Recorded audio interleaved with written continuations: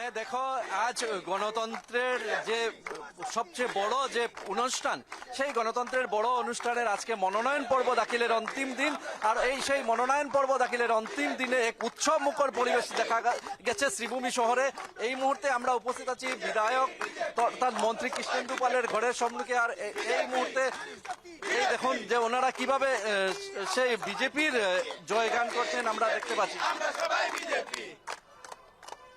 দেখো, এই মুহূর্তে যে বিজেপির কর্মীরা আছেন ওনারা কিন্তু কৃষ্ণেন্দু পালের বাড়ির সম্মুখে আছেন এবং সকাল থেকেই কিন্তু আবার একবার বিজেপি সরকার প্লে কার্ড হাতে নিয়ে বা পদ্ম ফুলের চিহ্ন ছবিতে হাত নিয়ে তারা কিন্তু এই মুহূর্তে বিধায়কের বাড়ির সম্মুখে এসছেন এবং সবাই বিজেপির জয়গান দিয়ে যাচ্ছেন। আমরা এই জায়গায় যে বিজেপির কর্মীরা আছেন ওনাদের কাছ থেকে কথা বলার চেষ্টা করব যে আজ সকাল থেকে এক উৎসব মুখর পরিবেশ, আপনারা সবাই এখানে এসে জড়ো হয়েছেন, কিরকম লাগছে অনুভূতি? অনেক অনেক ভালো লাগছে। আজকের দিন আমাদের অনেক খুশির দিন।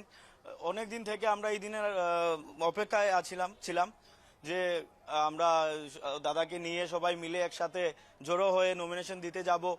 আর আজকে এই দিনটা চলে এসেছে।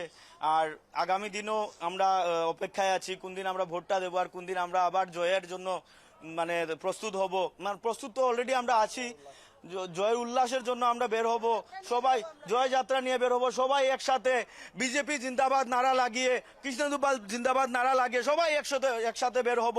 বলো বলো ভারত মাতা কি, কৃষ্ণেন্দু পাল জিন্দাবাদ, কৃষ্ণেন্দু পাল জিন্দাবাদ, নরেন্দ্র মোদী জিন্দাবাদ।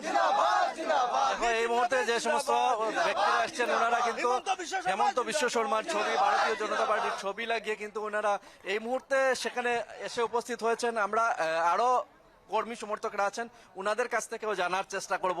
এক উৎসব মুখর পরিবেশের সৃষ্টি হয়েছে। একদমই অসীম, তুমি সঙ্গে থাকো।